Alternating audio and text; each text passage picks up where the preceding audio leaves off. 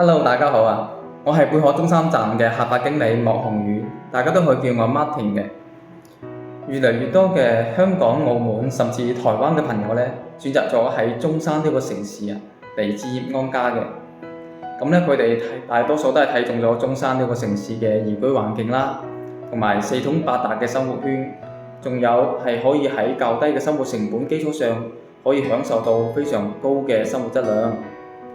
咁隨着喺中山置業嘅過程中呢，越嚟越多嘅朋友就會產生一啲顧慮啦。咁喺中山置業到底穩唔穩陣㗎？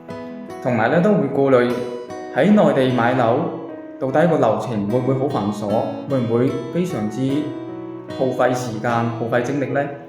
咁喺中山置業嘅過程中呢，會經常遇到我哋貝殼嘅經紀人啦，同埋會享受到貝殼好多嘅服務。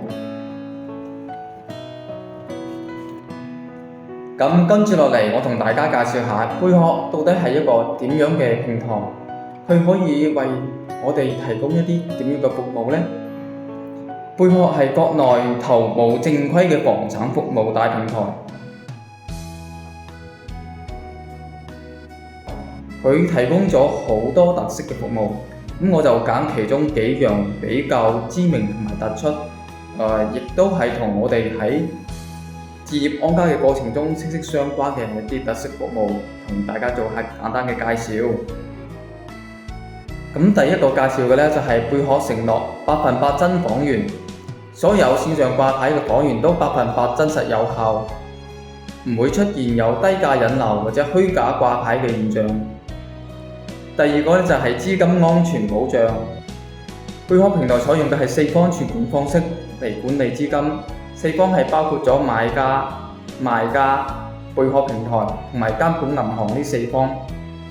另外，平台設立咗1000億元嘅資金保障，所有買家、賣家喺正規交易嘅流程中，如果遇到咗風險，貝殼平台係承諾先行墊付、全額賠付嘅。第三點就係費用公開透明。以上就係簡單同大家介紹咗貝殼提供嘅一啲非常之有特色嘅服務。